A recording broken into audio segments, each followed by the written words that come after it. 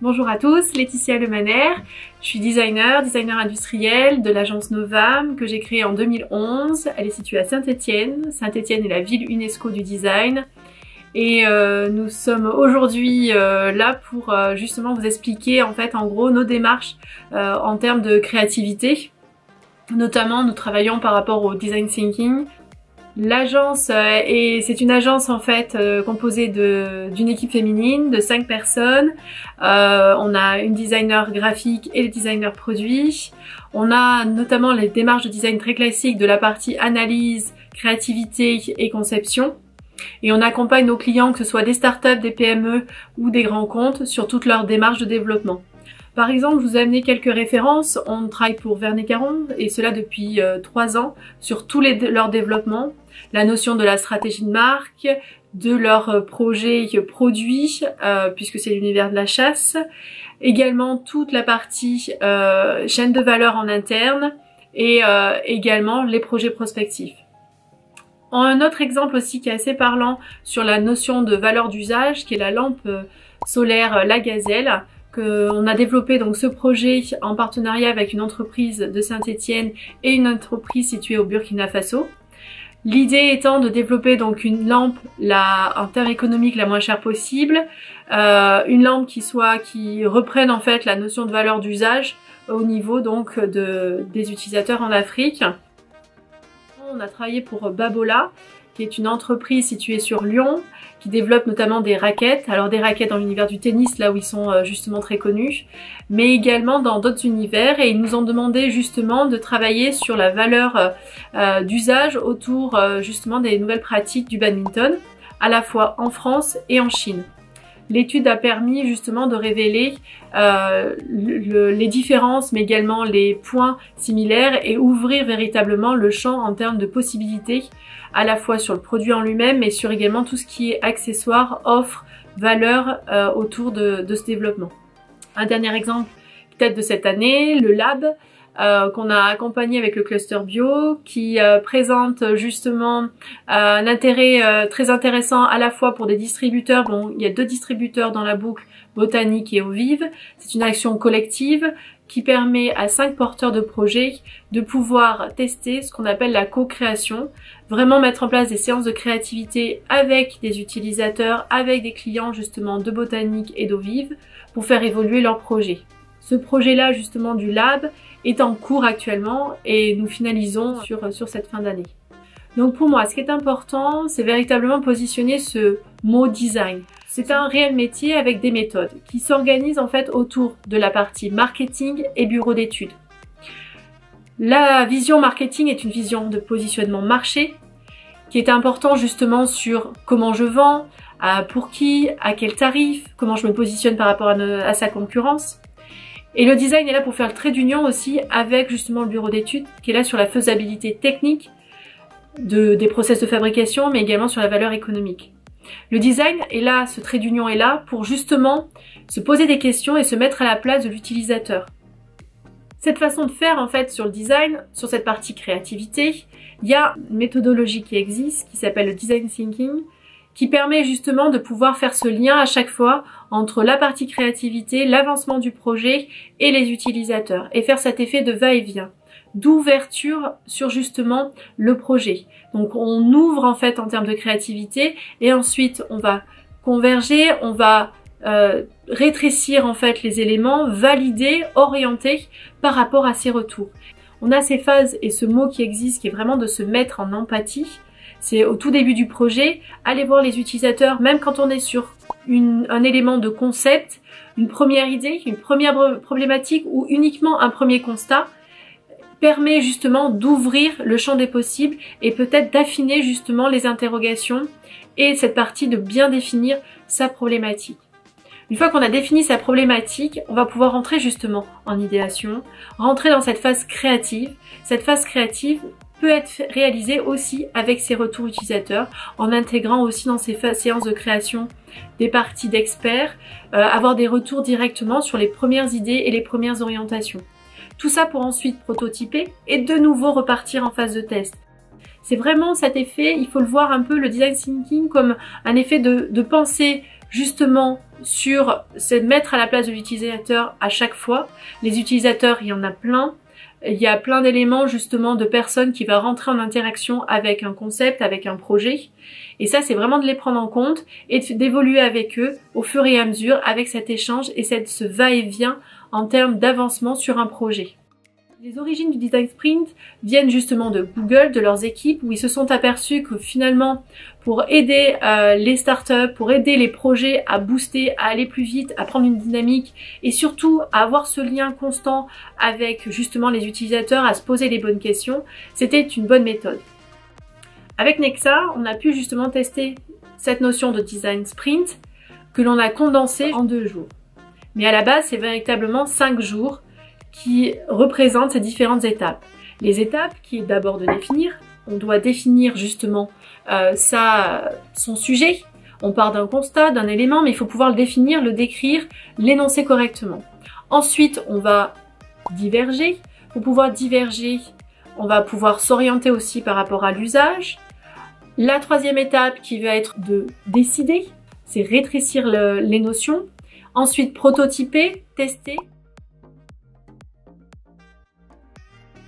Et surtout, moi, ce qui a été important avec le design sprint, ce mini design sprint pour Nexa, c'est aussi de savoir présenter. Lorsque l'on a une première idée, un concept qui émerge, il faut pouvoir justement le présenter correctement et pouvoir l'identifier et le communiquer à d'autres. Ça peut être très important lorsqu'on est une start-up et qu'à un moment donné, il va falloir justement aller chercher les investisseurs. Le premier sujet était de comment, à l'échelle justement d'un bâtiment, on pouvait gérer la notion des déchets et notamment se dire de les réduire. Pourquoi pas imaginer cette notion de 0 déchet à l'échelle d'un bâtiment. Le deuxième design sprint était de concevoir la boîte à outils pour développer plus rapidement, en gros qu'un entrepreneur puisse se développer plus rapidement. Donc le premier design sprint qui s'est déroulé donc en début de semaine sur la semaine de l'innovation, avec cette idée de 0 déchet à l'échelle d'un bâtiment, j'ai voulu justement, dans les outils que l'on a à notre disposition autour du design thinking, il faut savoir qu'il y en a plus d'une centaine et que nous, en termes de créativité, en plus, on peut jouer avec ces outils et on peut les adapter au fur et à mesure suivant les projets. Ce qui était intéressant dans ce sujet-là, on s'était dit, on a un bâtiment, avant qu'on arrive justement sur place, se dire quelles actions on pouvait mener pour déjà récolter des données des utilisateurs, des gens qui vivent dans ce bâtiment. On a proposé la mise en place d'un mur de graffiti. C'est un outil très simple, un petit peu comme la boîte à idées finalement. C'est en gros, on met une affiche avec un crayon, on met le sujet écrit justement en haut de l'affiche pour identifier en gros le constat. Le constat, c'est comment on peut réduire les déchets à l'échelle de ce bâtiment. Et on a laissé cet effet de libre expression. Ce résultat de ces murs de graffiti ont permis d'avoir une base finalement de données pour pouvoir démarrer le design sprint, coupler ça avec justement un reportage photo des différents lieux, les déchets, les poubelles, comment ça s'organise, couplé également avec les plans. Donc on avait déjà, au démarrage justement de ce design sprint, un ensemble d'éléments.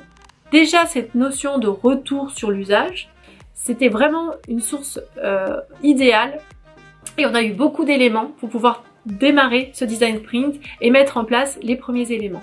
Donc pour pouvoir justement définir la problématique, on a démarré cette étude, cette analyse par la lecture déjà de tout ça. On a mis en place un élément de post-it pour détailler en gros tous les éléments, organiser déjà tous les éléments que l'on avait sur la table. Une fois qu'on a tous ces éléments, des orientations, des pistes justement sur les points d'amélioration, on a pu mettre en place cette partie persona, c'est d'identifier justement les personnes et caricaturer. Alors le persona, c'est une fiche identitaire qui permet de cette caricature de pouvoir rentrer un peu plus en empathie. Se dire à un moment donné, on va inventer une personne lambda qui travaille justement dans un bureau, à l'étage de chez Nexa notamment, et qui va derrière avoir son scénario d'usage, son scénario de vie, son scénario sur une journée type, on va dire, pour identifier justement toutes les étapes. Voir avec lui en fait ses points de motivation, comment on va lui simplifier son quotidien autour de cette question justement du déchet. Une fois que le scénario, le persona sont mis en place, on peut directement utiliser un outil qui est fabuleux et qui, moi, me plaît beaucoup, qui est l'origami. En gros, on démarre avec des bouts de papier que l'on va plier et on va essayer de créer un volume autour du plan. On met en place donc le plan des lieux et on va pouvoir jouer avec les éléments de pion que l'on a décidé, donc les personas déjà, que l'on a déjà créés avec ces fiches persona, les interactions, donc les liens, les lieux, où c'est qui va pouvoir circuler. Et l'idée étant, par cet outil qui est l'origami, de pouvoir déjà déterminer et d'ouvrir en termes de créativité sur tout le champ des possibles en fait. Différents scénarios et d'organisation autour justement de ce lieu de vie.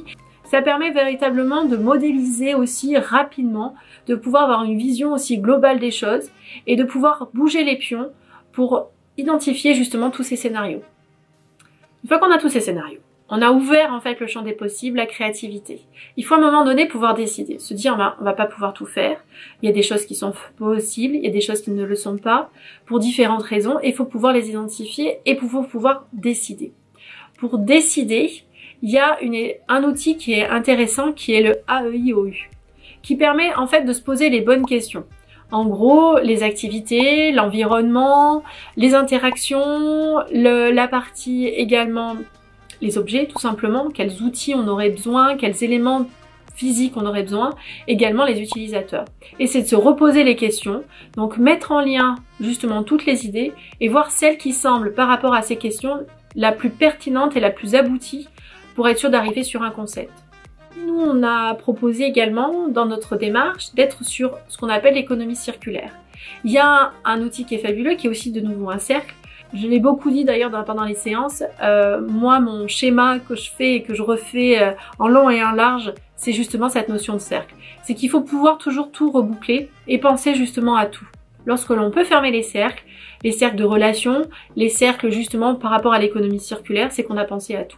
Ce cercle-là permet justement de pouvoir identifier toutes les étapes.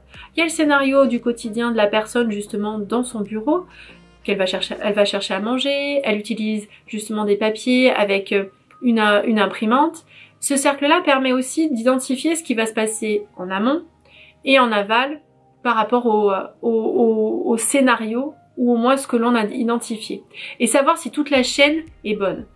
On s'est aperçu déjà dès le départ dans notre design sprint que ce qui est important, c'est cette notion de communication. Et ça, c'est un des points essentiels. Et le cercle sur l'économie circulaire révèle qu'à un moment donné, il va falloir communiquer et avoir tous les éléments par rapport à cette chaîne pour bien communiquer et pour bien montrer et identifier que tous les gestes que l'on va faire autour de cette question du zéro déchet va être important dans cette chaîne en fait. Donc l'idée du design sprint, c'est déjà dans cette première journée, qui est une journée finalement dense, on a véritablement suivi tout ce schéma-là, identifier correctement la problématique, ouvrir le champ des possibles, définir et puis bien décider. Ça, c'était l'objectif de la première journée. La deuxième journée est véritablement de pouvoir modéliser et surtout de tester. Donc c'est qu'à un moment donné, on va pouvoir en gros essayer d'écrire correctement ce que l'on souhaite faire, comment on souhaite le communiquer et retourner voir des utilisateurs, donc notamment des gens qui utilisent les lieux, d'aller les interroger et récolter du coup comment réajuster en fait le projet.